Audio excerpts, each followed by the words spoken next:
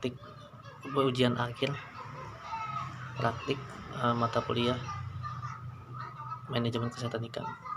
Saya akan menjelaskan metode pengobatan pada ikan. Metode pengobatan pada ikan itu ada 3 cara. Yang satu dengan cara penyuntikan, 2 dengan cara perendaman, yang ketiga dengan cara oral dioleskan. Penyuntikan dilakukan pada pangkal ekor dan di punggung. Kenapa di pangkal ekor di punggung? Karena di situ adalah tempat pembuluh darah yang agar obat itu langsung menyalur ke sistem saraf. Yang kedua dilakukan dengan cara perendaman. Ikan direndam dengan dosis yang telah ditentukan selama beberapa menit dan dilakukan selama beberapa hari berturut-turut, bertujuan agar penyakit, bakteri atau virus dan jamur hilang. Yang ketiga dengan cara oral dioleskan di bagian tubuh ikan yang terkena bakteri atau penyakit. Setelah dilakukan penyuntikan, ikan biasanya langsung ditreatment, dimasukkan ke dalam wadah yang berbeda, bertujuan untuk agar seperti karantina ya, punya fungsi sebagai karantina. Jadi agar ikan itu tidak stres ketemu kawannya, untuk bergesek-gesekan, itu akan menyebabkan ikan yang satu juga nanti kena juga gitu kan. Penyuntikan pun kalau sudah ikan disuntikan biasanya langsung diletakkan di bak lain, biar nanti kalau misal dicampur ke bak satunya lagi, bak yang awal, mana ikan yang sakit ini tadi kan, bingung, susah ngambilnya kan, mendingan taruh tempat yang lain gitu kan. Yang ketiga cara dioles juga sama aja kayak gitu, diolesin pada bagian yang sakit ikan itu, diolesin ya, misalnya merah-merah nih, diolesin lah kita sama kita di bagian yang sakit gitu. Ini saya mengambil jurnal tentang dari jurnal pengobatan ikan pada kakap putih dengan cara perendaman dengan OTC 50 ppm selama 5 hari berturut-turut, dan sehingga vibrio menyerang kakap putih dapat dikendalikan. Lalu materi yang kedua tentang kebanyakan probiotik. Probiotik memiliki berbagai macam jenis di pasaran dengan nama dagang yang berbeda-beda. Di sini saya akan membahas tentang perbanyakannya ya. Probiotik dapat diperbanyak dengan mencampurkan bahan-bahan seperti air, gula, sari tanas, dan probiotik ya, E4 ya. Kesemua bahan dicampurkan jadi satu, diaduk dan dimasukkan ke dalam wadah tong dan ditutup rapat sehingga udara tidak bisa masuk, sinar matahari tidak bisa menembus. Setelah beberapa hari di sini di medianya itu sampai 2 minggu atau sampai pas dari buka udah baunya asam, bau khas probiotik ya, khas bau probiotik asam langsung bisa diaplikasikan ke kolam gitu. Dan yang kedua itu di jurnalnya saya baca, yang kedua dengan menggunakan molase 60 ml ditambahkan dengan M4 40 ml ditambah air sekitar 2 liter dan aduk sampai merata, simpan selama 1-2 minggu. Sama aja sih prosedurnya. Jadi probiotik sudah jadi itu buat bau asam berwarna merah ataupun kuning ataupun coklat. Jadi dia kalau udah jadi dicampurkan kepada pakan, diaduk bisa langsung bisa ditebar ke ikan gitu. Penambahan probiotik, ada lagi penambahan probiotik Lactobacillus casei pada pakan untuk mempercepat pertumbuhan ikan gurame. Ini ada 2 jurnal yang saya baca ya. Dengan mencampurkan probiotik dalam pakan dengan dosis 4 ml per kilo. Dari hasil penelitian, gurame mengalami pertumbuhan yang cepat bila pakan dicampur dengan probiotik dibandingkan probiotik yang ditaburkan ke air gitu. Materi yang ketiga tentang bioasai. Bioasai itu bahan penyemar.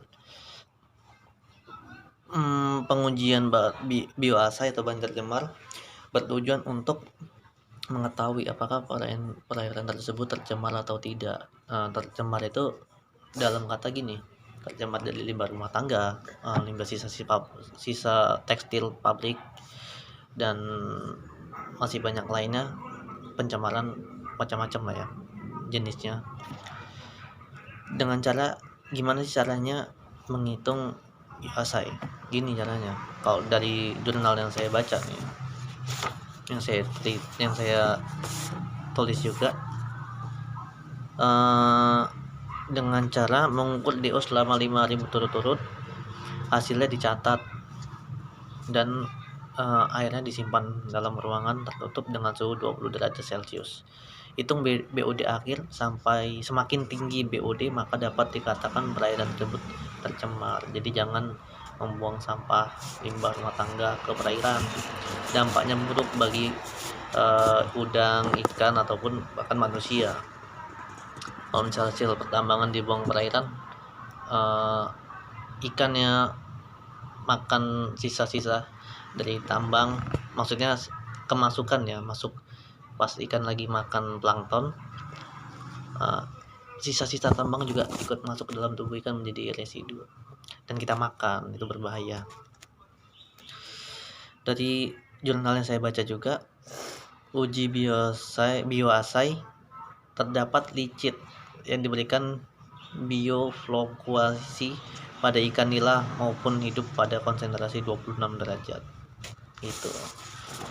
Materi yang ketiga tentang pengambilan sampel darah. Sampel darah diambil dengan cara menyuntikkan ke daerah sirip pangkal ekor. Diambil darahnya dengan ini langsung dengan spet atau suntikan, langsung dimasukkan kepada darah yang telah diambil, dimasukkan ke dalam mikrotube. Lalu pengecekan sampel darah.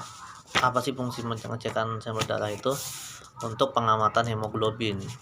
Bisa menggunakan dengan menggunakan hechinometer untuk menghitung sel darah. Sebelumnya dilakukan pengecekan atau perhitungan sel darah pada sampel darah. Agar sampel darah tidak beku, dicampurkan Na-sitrat, menjaga cairan darah agar tetap berbentuk semula, memudahkan proses pengamatan sampel darah. Pengujian darah dilakukan untuk mengetahui hemoglobin atau jenis penyakit yang lain pada ikan atau bakteri, vibrio segala macam yang masuk dalam tubuh ikan. Gitu. Sekarang yang terakhir, kimia obat, bahan kimia obat.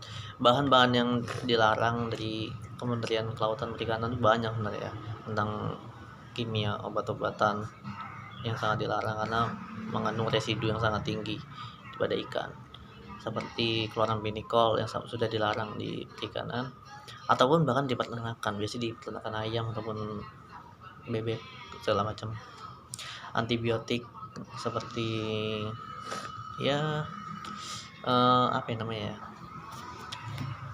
antibiotik seperti L-Biome yang sudah dilarang di perikanan karena nanti akan berdampak pada manusia yang memakannya juga gitu kan. Jadi yang udah dilarang-larang tuh banyak lah antibiotik gitu. Sekarang ada juga hormon mempercepat pertumbuhan pada ikan konsumsi, budidaya ikan konsumsi seperti kerapu, lele, ikan mas, nila. Ada beberapa hormon yang telah dilarang untuk dikonsumsi oleh ikan karena itu berdampak juga kepada manusia. Saya mendapatkan jurnal hormon yang telah dilarang tuh seperti 17 alpha methyl testosteron yang sudah dilarang di perikanan. Itu saja sih.